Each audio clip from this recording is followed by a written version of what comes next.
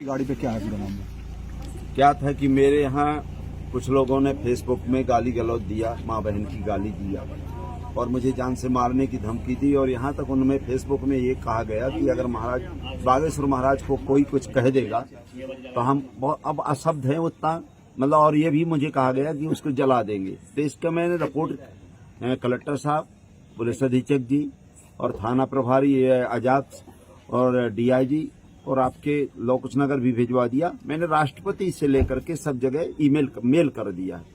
और जब मैं मेल करके आ रहा था तो मैं अपने बंटी अहरवार के यहाँ घर गया। उनके एक लड़का था भाई, उनको छोड़ा और लौट के आ रहे थे तो वो जान के कुछ लोग हाथ लगाए बैठे थे, क्या ये जब निकलता है तो इसको फिर मारा जाए ऐसा। तो जब मैं यहाँ पेट्रोल पंप, ये आपके होमगार्ड का जो पेट्रोल पंप है उसके पास आया तो किसी ने मेरे को ही पत्थर मारा। लेकिन अब चूंकि मैं बीच की सीट में बैठा था, मेरा गनमैन आगे बैठा था, मुझे ये लगा कि किसी ने मतलब मेरा टायर फट गया।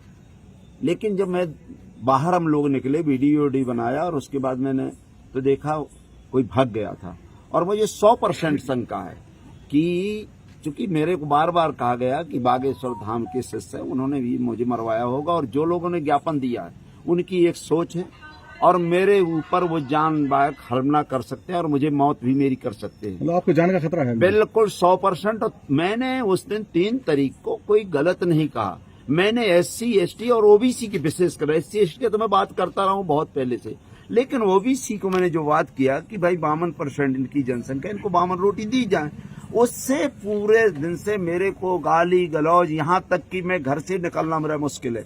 लेकिन चूंकि मेरा PA रहता है निश्चय बंटी, इसके मैं घर गया कि बेटा ये लिख दो रिपोर्ट, कल कुछ हो ही हो सकता है, मेरा मर्डर भी हो सकता है। और जो ही हम वहां से आए तो घात लगाए बैठे थे और मेरे यह तो बच गया मैं कि मेरे नहीं लगा। अगर मेरे ऊपर कहीं लग गया होता तो मेरी आंख कान फूट गया होता। और क्या मार सकते थे ये नहीं कह सकता, लड़का हो। फिर ये बंटी अहरवार चला रहा था। इसलिए मैं निवेदन करना चाहता हूँ कि परम पूज्य बागेश्वर धाम के अनुयायियों और बागेश्वर धाम से भी निवेदन करना चाहता हूँ, क्योंकि मैं भी शक्तिपुत्र, क्योंकि जो आपके व्यवहारी वाले महाराज हैं, जब मैं वहां सर्विस करता तो उनका मैं भी शिष्य हूँ।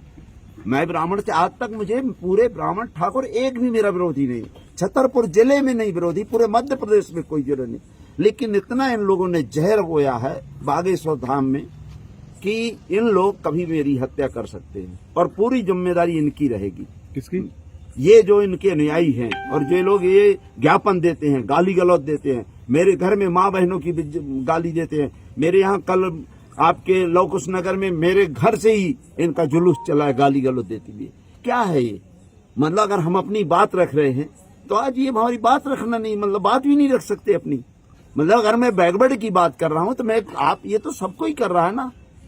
हम अपना अधिकार मांग रहे हैं और मैं ये कह रहा हूं मेरी मृत्यु भी हो जाए, मैं मरते दम तक SC ST पिछड़े के लिए, और जब तक 52% को नहीं मिलता है हमारी मौत भी हो जाए, मैं 24 घंटा कहूंगा। आपने किस तरह की शिकायत की है आज थाने में? मैंने थाने में ये कहा है कि भैया मुझे तो बागेश्वर धाम के लोगों ने मुझे मारने की कोशिश की है, उन्हीं के शिष्य हो सकते हैं। और FIR कर दिया? FIR हो गई है, FIR की कॉपी मेरे पास है।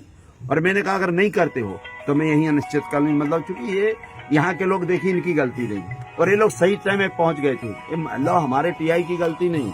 लेकिन यहाँ मैं शासन से कहना चाहता हूँ कि यहाँ खूनी क्रांति मत कहलाओ, दंगा मत फैलवाओ। ये शांत क्षेत्र है, इससे अच्छा शांत क्षेत्र नहीं है यहाँ। लेकिन भारत का सबसे पिछड़ा क्षेत्र है और यहाँ जितना अन्याय होता है SC ST के साथ, OBC के पास, मैं कह रहा हूँ पूरे भारत में नहीं होगा। यहाँ का अगर जांच की जाए, यहाँ का सर्वे कराया जाए तो भारत में नंबर 1 रहेगा। अगर ये गलत कहूं तो मेरे को फांसी की सजा में भुगतने को तैयार हूं। भारत में सबसे ज्यादा अन्याय।